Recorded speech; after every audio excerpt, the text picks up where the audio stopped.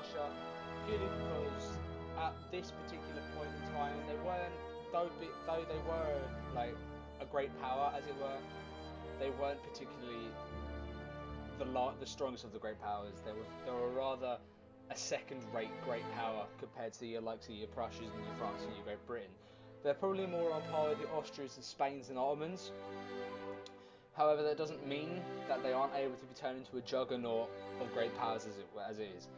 I probably will focus on attacking either Prussia, Austria, or the Ottomans in the west, and then in the east, I'll probably expand into the Chinese lands, take out Manchuria, and probably just into Manchuria as well, and maybe Korea.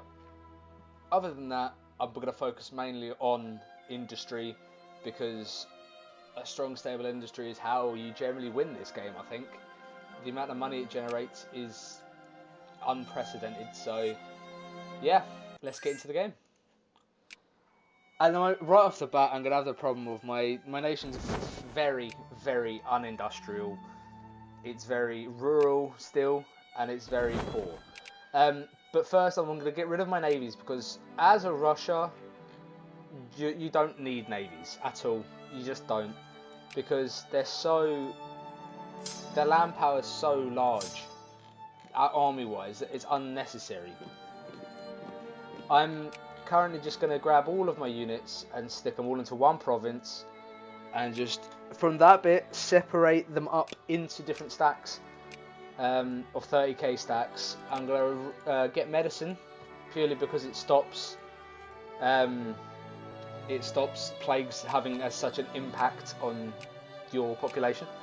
I'm going to encourage craftsmen in Kiev and Moscow, and in Kiev, which I believe is this province here, yep, after changing to the Pan-Slavic, which is state capitalism and all that, I'm going to build a glass factory here, because Kiev has a decent amount of coal, as does Russia in general, to be honest. Down here, what are the resources down here? Silkanet, and normally I believe somewhere down here, yeah, there's iron as well. It's not great, if I'm honest. Down here, I think oil spawns later on in the game, which would be ideal. So we're just going to continue on this game, speed at max speed, and just plough on through.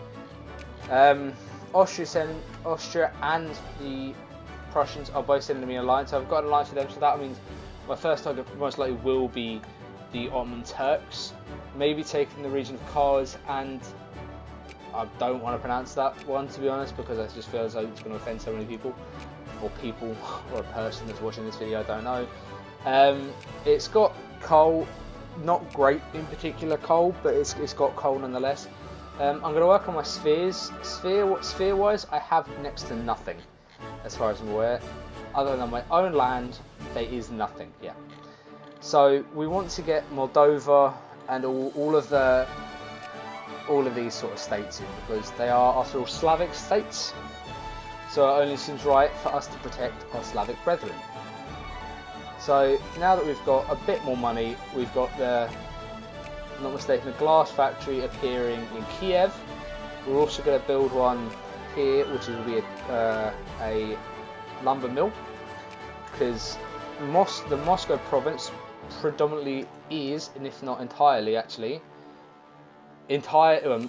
all but one place is timber. The other one is grain, but other than that, we won't really need it.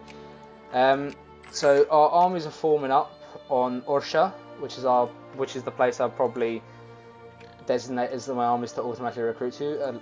I don't really fancy an Afghanistani alliance, because they're there, I can't get to them, they're of no use to me whatsoever. So we've just got the army from the Far East arriving. I might attack the Swedes, I don't quite know. Maybe take Norrland or Nordnorge. I don't even know how to pronounce that. But yeah, we've already got Finland, and I believe they start with cores on Finland, if I'm not mistaken. Yeah, they do, but they aren't going to do anything. They'd have to garner some incredibly strong support to be able to defeat me at this current stage. So, as it stands right now, where are they? They're taking a lot. I'm just going to disband them, because they're going to take so long to get over here. There's going to be no point. So I'm just going to pause the game right now, and just slowly and just filter everything out. So once this is done, this should be all good. Okay, so there's the first 30 stack, which should be complete. Just gonna let them move out a little bit. Yep. Unfortunately, we have far too much cavalry, so I'm probably just gonna get rid of all the basic cavalry that we don't want, which are the Cossack divisions, which are very poor cavalry, if I'm honest. I think I might just get rid of all the cavalry in general and just work my way up from the bottom, because otherwise it could be a long time. Yeah, 90,000 cavalry is just ridiculous. 2, 3, 4. What it is, the style of units that you use is 4 infantry, 1, I think it's hussar, and then 5 artillery. And then that roughly gives you the best pound for pound brigade. Other than that, I don't know what you could use. Once you have, once you're able to field, well, once you're able to support, probably be a better word, 60k stacks, what you would go naturally with is your, you just merge the 230s, and then that's your stack perfectly done. We'll get rid of that because they're all red and they're not going to reinforce. Okay, so these are now all moving out. Portugal, there's no point in an alliance from you, mate, purely because you are so far away from me, I couldn't get to even if I wanted to. So because we already have one there, we're just going to build and let that build up. I'm going to remove all these down here because so much use to stuff.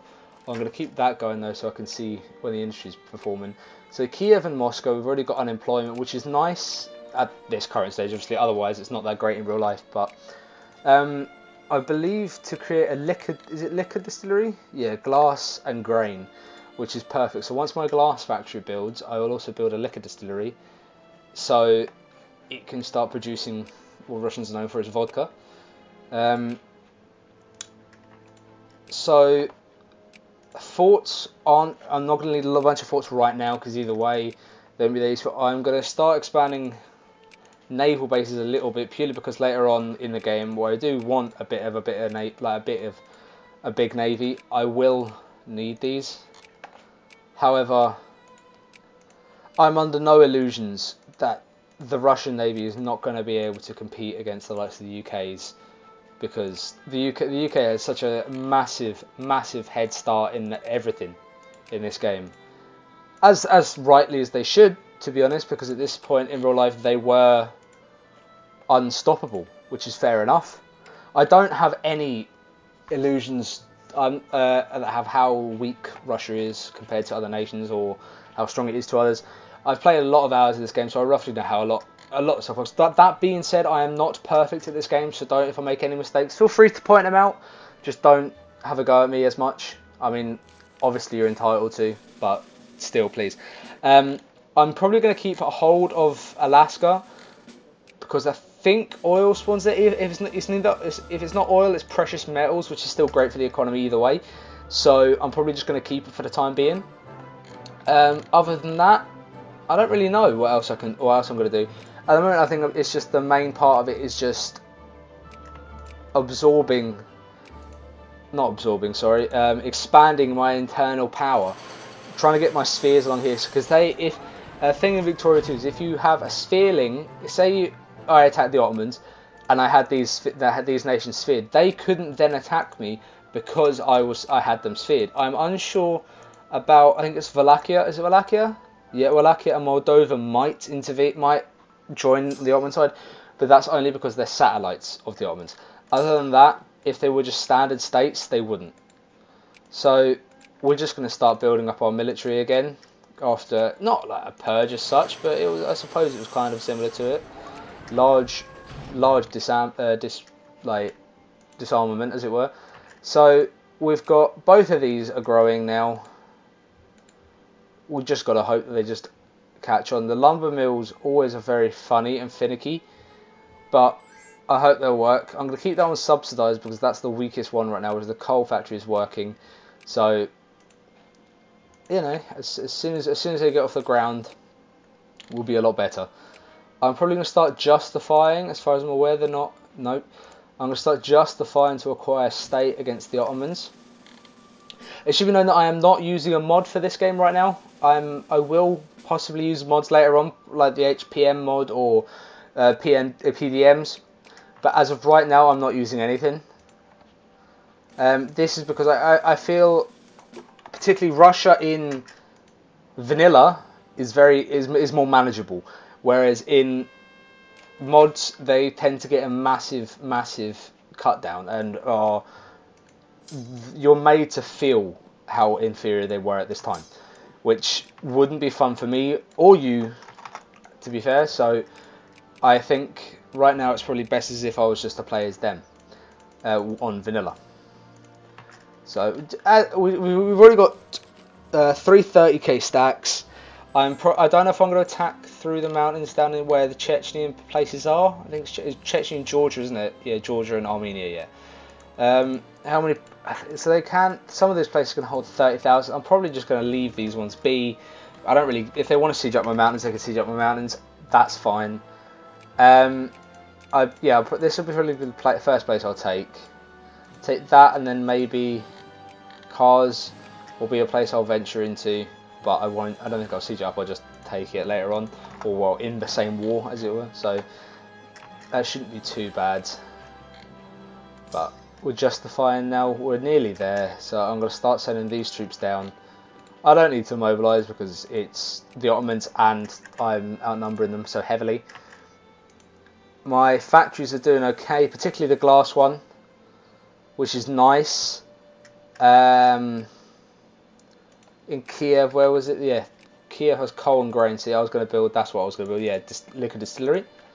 So once this sort of gets done, it will be quite nice because we'll be able to start producing other stuff.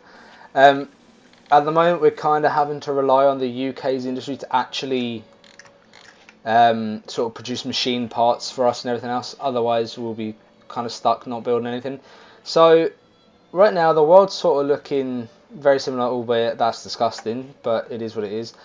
And yep, just as I thought, the UK isn't colonising the other half of British Columbia, so the US are going in there, which is going to be a large part of Border Gore, and it's going to be absolutely disgusting.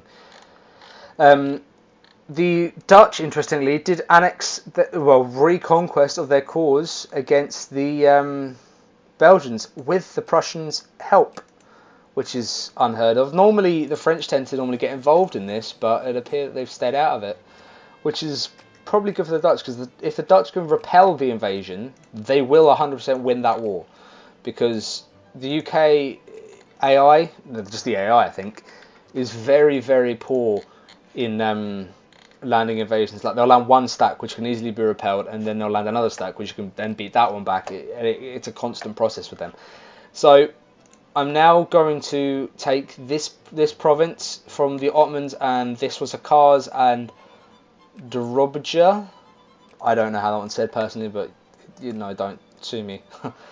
So 13, was it 13? Yeah, 13 war score is nothing, realistically. So send that one into there, and there. And I know these ones have joined in, but they're not going to do much. That might siege up a little bit in my border provinces, but I'm just going to send this brigade back. Pashkiev. Can't really pronounce his name, but he's definitely the man for the job right now. They're trying to reinforce and unsiege this province, which is not going to go well for them at all. And they're just continuously getting beaten back, which is perfect. I think we're just going to sit here because at the moment we have the advantage of just being able to sit on our laurels.